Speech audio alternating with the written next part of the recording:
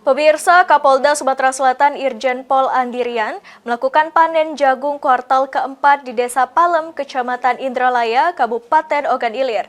Rencananya pada 2026, 700 hektar lahan baru tambahan disiapkan di Provinsi Sumatera Selatan oleh Polda.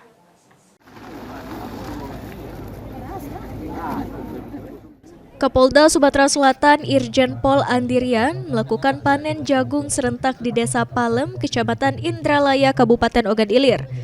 Menurut Andi, sebanyak 101,39 hektar lahan telah ditanami jagung di tahun 2025 dengan hasil panen 49.066 ton yang tersebar di kabupaten kota se-Sumatera Selatan. Sementara di tahun 2026, Polda Sumatera Selatan akan melakukan penambahan luas lahan baru sebanyak 700 hektar lahan yang akan ditanami jagung dengan tambahan penanaman seluas 10.611 hektar.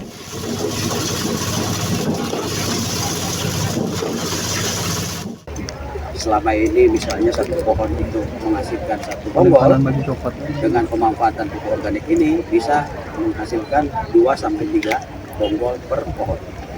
Artinya terjadi peningkatan sekitar 300%.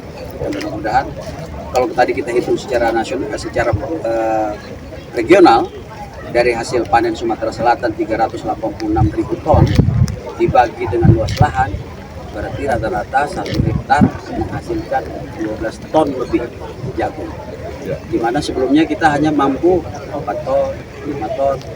Alhamdulillah ini sudah bisa mencapai 12 ton per hektar. Ahmad Romawi, PAL TV.